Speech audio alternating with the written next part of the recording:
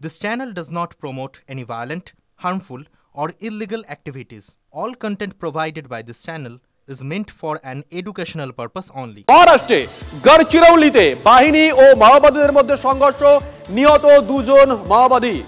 এই মুহূর্তে যে খবর আমরা পাচ্ছি, গড়চিরৌলিতে বাহিনী এবং মাওবাদীদের মধ্যে সংঘর্ষ, নিহত দুজন মহিলা মাওবাদী। ঘটনাস্থলে উদ্ধার অটোমেটিক AK-47 রাইফেল, একটি অত্যাধুনিক পিস্তল, প্রচুর গুলি। ডিটেল নেব, সিজার আমাদের সঙ্গে টেলিফোনে রয়েছেন আমাদের সহকর্মী সিজার।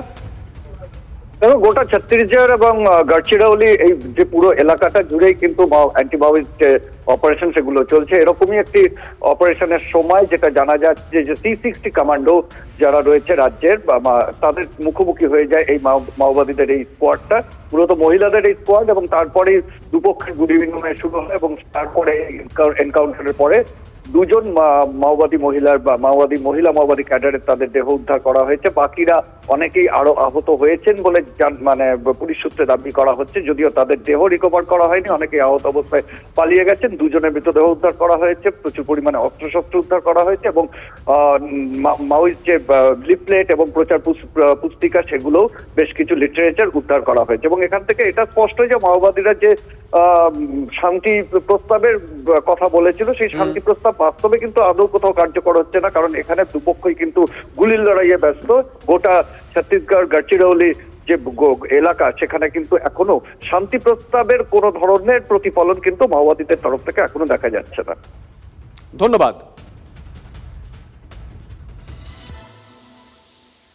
আর এরই মধ্যে ছত্তিশগড়ের নারায়ণপুরে 12 জন মাওবাদীর আত্মসমর্পণ, 9 মাওবাদী খোঁজ পেতে 18 লক্ষ টাকা পুরস্কার ঘোষণা।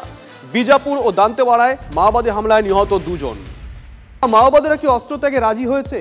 সরকারের কাছে মাওবাদীদের শান্তি প্রস্তাবের বিবৃতি ঘিরে এমনই জল্পনা। পিঠ টাকার পর অবশেষে সত্যি কি মাথা নোয়ালো মাওবাদীরা, এই প্রশ্ন তুলছেন কেউ কেউ। 9 মাসে 210 জন সদস্যের মৃত্যুর পর শান্তির বাণী মাওবাদীদের মুখে। মাওবাদীরা অস্থায়ী সংঘর্ষ বিরতি ও অস্ত্র ত্যাগে রাজি। আগামী 1 মাসে আলোচনার মাধ্যমেই সমাধান চায়। সিপিআই মাওবাদীদের তরফে বিবৃতি জারি করে আলোচনার দাবি করা হয়েছে। জেলবন্দি শীর্ষ মাও নেতাদের সঙ্গে আলোচনা চায় কেন্দ্রীয় কমিটি। বিবৃতির সত্যতা যাচাই করে দেখছে ছত্তিশগড় পুলিশ।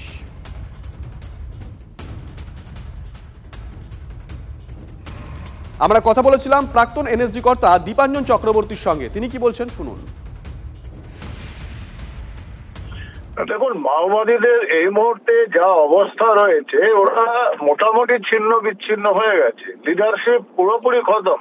এখন যেরকম ভাবে প্রেশার, এরা ছিন্ন বিচ্ছিন্ন হয়ে গেছে। এটা আমার মনে হয় ওই সময় কেনার জন্য এরকম একটা স্ট্র্যাটেজি ওরা আগেও করেছে, অতীতে অনেকবার করেছে। নিজেদের আবার কনসলিডেট করা, কিছুটা সময় নিয়ে আবার পুনরায় ঝাঁপিয়ে পড়া, এগুলোতে চলতে থাকে। আমার মনে হয় না ভারত সরকার এতে রাজি হবে।